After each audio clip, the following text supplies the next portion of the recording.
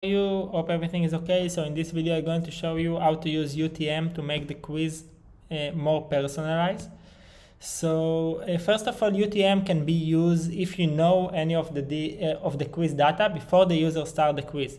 Let's say you know his email, you know his name, you know one of his answers.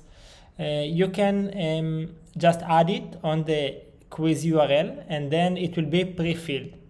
So on Quizell, go to the quiz you want to work on and go to the configuration section and click on UTM.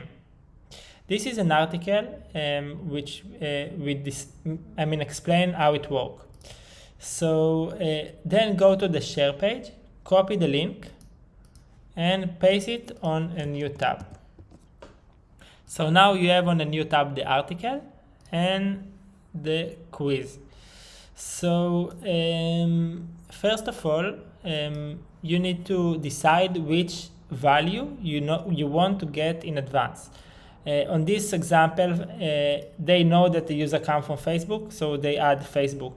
If it's coming from Instagram, you can just replace it to Instagram. You can use it, for example, if you know the email is this email, for example. This is an example of if you know the user name is John.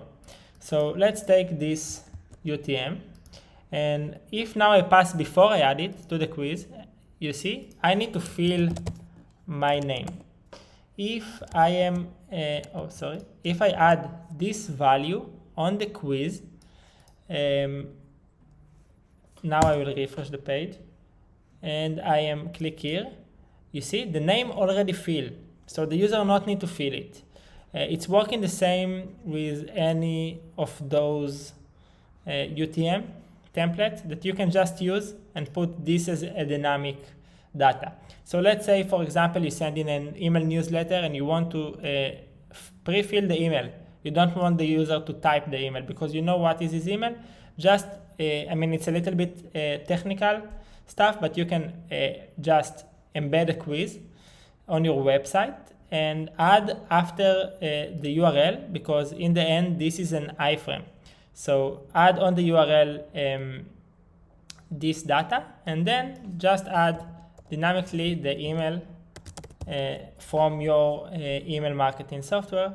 So you will be able to show here dynamic emails based on the emails that the software is sending. Let us know if you need any help to make it work. We are available on the live chat, and have a good day.